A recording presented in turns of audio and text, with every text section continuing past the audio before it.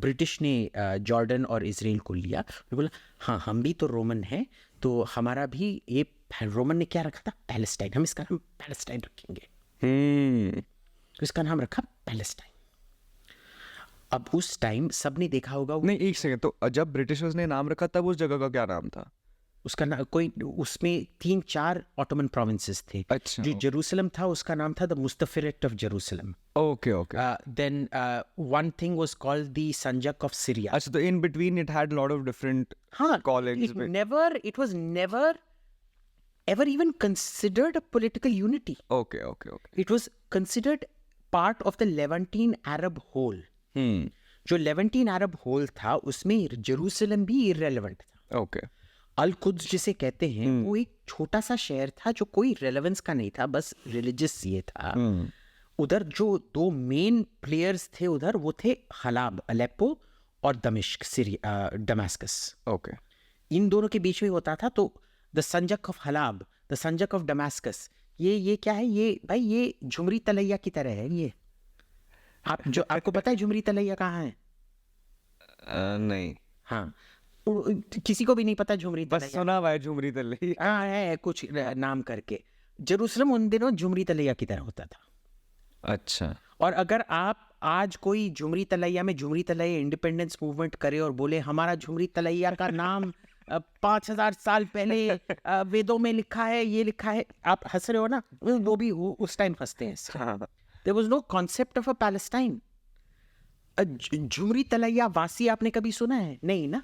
वो फिलिस्तीन वासी भी वैसे कुछ नहीं था, बस हिंदुस्तानी था। They were all considered Levantine Arabs. Okay. They were actually considered Syrian Arabs. Syrian Arabs. It was always considered somehow part of the Syrian whole. It was associated with the Syrian whole. Okay. अब इसमें क्या होता है, artificial division, जो Christian part of Syria है उसको Lebanon में बांटा जाता है। Okay.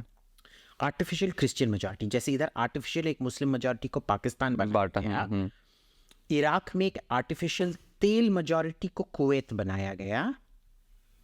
आपको पता नहीं? नहीं। हाँ, कुवैत कब था? 1940 के पहले आप मेरे को एक भी ये दिखा दीजिए जहां कुवैत, अरे पिछले 5000 साल में एक मैप दिखा दीजिए जहां कुवैत नाम भी कभी आया है।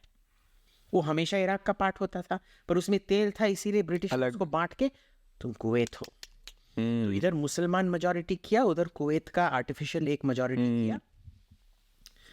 सीरिया में उनको, क्योंकि मुसलमान था, उनको एक आर्टिफिशियल क्रिश्चियन मेजॉरिटी बना था, उन्होंने लेबनान बनाया। और इधर ये जॉर्डन जो था वो ट्रांस जॉर्डन और इसको पैलेस्टाइन। क्यों? क्योंकि हमारे पूर्वजों ने वो तो इटालियन और ब्रिटिश एकदम अलग लगता है, पर क्लेम करते हैं हमारे पूर्वज रोम के जो थे उन्होंने ये सब लिखा था। जैसे तो ये ऐसे होता है। अब क्या होता है कि इसी कॉन्फ्रेंस में 1920 सैन रीमो कॉन्फ्रेंस में जहां पैलेस्टाइन फिर से एस्टैब्लिश होता है 2000 साल के बाद, उसी कॉन्फ्रेंस में अग्रीमेंट होता है कि यहूदी इधर आके सेटल कर सकते हैं। ओके, हाँ ठीक है। अच्छा, ये 1920 में ही हो गया था? 1920 में सब डिसीजंस 1920 में हो रहे हैं। ओके। अब आप मेरे को ये बताइए कि अगर पैलेस्टाइन इससे पहले था ही नहीं, और जिस कॉन्फ्रेंस ने इसको एक लीगल, पहली बार लीगल बनाया है इस पैलेस्टाइन को, वही यहूदियों का राइट ऑफ रिटर्न मानता है। या तो दोनों ही गैर कानूनी है या तो फिर दोनों ही कानूनी है। बिल्कुल। आप ये नहीं बोल सकते कि पैलेस्टाइन बिल्कुल कानूनी है और इजराइल का right of return to come is not legal. या तो दोनों कानूनी है, दोनों गैर कानूनी है। बिल्कुल बिल्कुल। तो यहूदियों को लैंड मिल गया, वो आने शुरू हो गए। अब प्रॉब्लम क्या था कि पैलेस्टाइन का जो प्रॉब्लम क्या था कि वो हिंदुस्तान की तरह है। देखिए यहाँ शिया बहुत अमीर है, इंडिया में बिल्कुल बिल्कुल डेवलप्ड बहुत ज्यादा है, बहुत डेवलप्ड है, बहुत अमीर है। या तो बोरी रख लो या अहमदिया, अहमदिया तो नहीं, बोरीज एंड दी क्या कहते हैं, Ismailis and all of that, they are very developed communities, बहुत अमीर हैं, बहुत पैसा है उनके पास, वो ये दंगा फसाद नहीं पड़ा है इसमें। जो सुन्नी हैं वो बहुत गरीब हैं, वो हमेशा बिल्कुल वो कसाल का काम करते हैं या कारीगर का काम करते हैं, उनका बहुत इनकम बहुत कम होता है और सबसे ज्यादा दंगा फसाद उधर सुन्नी करते हैं। और इधर क्या होता है हमारे सुन्नी कम्युनिटी में 1857 से कोई भी रिफॉर्म नहीं हुआ है, क्योंकि एक मोहल्ला का एक लीडर होगा और वो जब भी किसी पार्टी को वोट चाहिए वो डील करेगा कि मेरे बेटी का एडमिशन इधर होना चाहिए या मेरे बेटे का को ये कॉन्ट्रैक्ट मिलना चाहिए और हम आके आपके लिए वोट करेंगे और ये बोलेगा यही प्रो मुसलमान कैंडिडेट है, सब जाके उसके लिए वोट करो, ठीक है। और जब उस कैंडिडेट को कोई दंगा फसाद कराना पड़ता है, इस्लाम खतरे में, चलो दंगा फसाद करते हैं, यही करेगा। बिल्कुल, वो फ्यूडलिज्म है। एक लोकल खलनायक है जिसके नीचे ये सब दंगा फसाद हो रहा है। अब क्या हुआ, जब यहूदी आ रहे थे वो एग्रीकल्चर करना शुरू किया और इकोनॉमिक डेवलपमेंट करना शुरू किया। अब आप देखो, जो बंदा बिना काम के बैठा है, कभी कभार उसको दंगा फसाद करना है, कभी कभार उसको वोट करना है, 2 हफ्ते में एक बार उसको पैसा मिल रहा है, may be if that, suddenly उसको ये यहूदी फार्मर उसको काम दे रहा है, तो आके मेरे लिए काम कर, तेरे को रोज मैं 5 रुपए दूंगा, ऐसे कुछ दूंगा। What is he going to take? He's obviously going to take job security over job insecurity. It started breaking up the entire feudal structure of that area. So even though Jewish investment was making the area rich, it was upsetting जो भी उधर के खलनायक लोग थे, जो बचे हुए थे सुन्नी खलनायक, उनके बीच में बहुत खौफ मचा हुआ था कि भाई हमारा पावर बेस ही चला जाएगा। जैसे आड़तियों के साथ हुआ है फार्म बिल के टाइम पे। एग्जैक्टली जो फार्म बिल करना चाहता था पंजाब में, जो ये सब 20% जो जट सिख हैं बैठे एसयूवी में बैठते हैं और फिर गरीबी की सबसे ज्यादा जो जिनके आप देख लो पंजाब में, बिल्कुल जिनके घर में मर्सिडीज एसयूवी होगा, वही सबसे ज्यादा साले खून चूस मक्खी चूस सरकार से ये लेते होंगे, सब्सिडी लेते, बिल्कुल, ठीक है। एग्जैक्टली वैसे ही थे, एग्जैक्ट। और ये क्या करते थे कि भाई अब थोड़े लोग तो इस साइड बचेंगे ही, जाके यहूदियों को मारो, हरामजादों, कत्ल करो, तो इधर से जाके मारते थे, उधर आके इधर मारते थे, ये और फिर चलता रहा। And you know once that cycle starts there is no way of stopping, it keeps getting this thing. अब तक जो अब सेकंड वर्ल्ड वॉर, 20 साल आगे हम सेकंड वर्ल्ड वॉर पे आते हैं, by this time there was substantial Jewish population out there, ठीक है।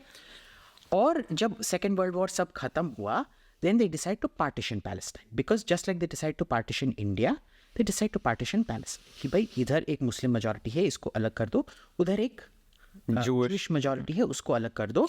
ये नीचे जो है नेगेव डेजर्ट, इसमें तो कोई है ही नहीं भाई, तो ये उनको दे दो ताकि लगे कि इनको हम थोड़ा दे रहे हैं, पर उधर कुछ भी नहीं था।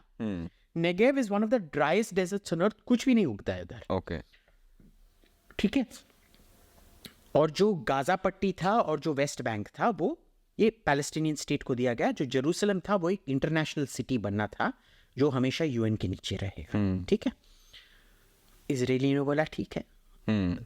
और इससे पहले जस्ट फॉर कॉन्टेक्स्ट कि इससे पहले ड्यूरिंग सेकेंड वर्ल्ड वॉर बहुत जूस को मारा गया, वो पता है वैसे लोगों को, बट ये एक पॉइंट डाल दे हम बीच में ताकि और जब इतनी यहूदियों को क्या 6 मिलियन लाख करोड़ में कितना हो, 6 मिलियन से 60 लाख यहूदियों को गैस चेम्बर में मारा गया था। तो वेस्ट का क्या था कि भाई पहले ही हमने इनको माइग्रेट करने का हक दे दिया है, अब तो हम इनको रोक नहीं सकते, इनको माइग्रेट करने तो जहाँ जाना चाहते हैं जाने दो, अब बहुत हो गया है। वो भी अगर आना चाहते थे क्योंकि उनको यूरोप से विश्वास ही हट गया था। जो सबसे ज्यादा इजराइल का क्रिएशन का ऑपोजिशन करते थे वो यूरोपियन यहूदी थे। बोलते थे यार यूरोप इतना एडवांस्ड बन गया है, हमारे को कौन मारेगा आजकल, कोई नहीं मारेगा। और उसके बाद फिर हिटलर आ गया। और इन पिछले जो 1500 साल थे इनमें क्यों यहूदियों को मारा जाता था? क्योंकि मुसलमान और क्रिश्चियन जो थे वो इंटरेस्ट नहीं ले सकते, कर्जा नहीं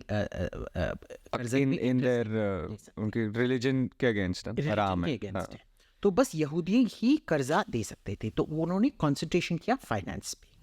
प्रॉब्लम क्या होता था कि अगर मैं बैंकरप्ट होने वाला हूँ और मेरे को कर्जा भी नहीं मिल रहा दे सकता और उसका इंटरेस्ट भी नहीं दे सकता, मैं क्या बोलता हूँ, मैं बोलता हूँ भाई भाई देख, इसने मेरे बच्चे का किडनैप कर दिया और इसने ये पाताल पूजी है, इसने मेरे बच्चे का गला घोट के उसका ये करके अपने भगवान को, अपने शैतान भगवान को ये कर दिया। और सब आके दंगा फसाद करते थे और यहूदियों को मार डालते थे। When you didn't want to pay your debt, you killed them. you killed them off. So it was a fantastic way of wiping it clean. So the emancipation of Jews that starts in the 1700s coincides with the Industrial Revolution. क्योंकि industry के लिए capital source stable होने चाहिए, financial sources stable होने चाहिए। कोई भी आपको पैसा नहीं देगा अगर उसको लगता है कि आप डिफॉल्ट पे उसको कत्लेआम कर। So the Jews were not emancipated in Europe because Europe का दिल बहुत बड़ा था, या क्राइस्ट ने सडनली उनके दिल में आके प्यार और ये सब सिखा दिया था। उनकी इंडस्ट्रियलाइजेशन के वजह से स्लेवरी भी खत्म हुआ और इधर यहूदियों को भी एमेंसिपेशन मिला, क्योंकि वी नीड स्टेबल फाइनेंस और पैसा उनके हाथ में था। Why? Because you put the money into their hands, they are the only people allowed to lend money. ठीक है, और उस पे भी उनका पाप है। तुम्हारे पास पैसा क्यों है भाई? पैसा तुम्ही ने उनको दिया है, पर वो भी तुम्हारा पाप है। तुम लिच्चे से पैसे लेते रहते हो। ठीक है। So now 47 migration happens. There is a Jewish majority, partition of Palestine. The Israelis say ठीक है, तुम हमको मौत बिटन एक इजराइल दे रहे हो, जो है हम ले लेंगे। ठीक है, हम बहुत सह चुके हैं, हम यूरोप में नहीं रहना चाहते, हम इधर रहेंगे। ठीक है, ओके। अरब्स इसे मानने के लिए तैयार नहीं है। तो सब जो नेबरिंग अरब स्टेट्स हैं वो इन्वेड करते हैं 48 में इसराइल को। अब इसमें इन्वेड क्यों करते हैं? इस टाइम भी पैलेस्टीनियन नाम का कोई आइडेंटिटी नहीं है लोगों का। जो गाजा में रहते हैं वो अपने आप को काइंड ऑफ मिस्री समझते हैं।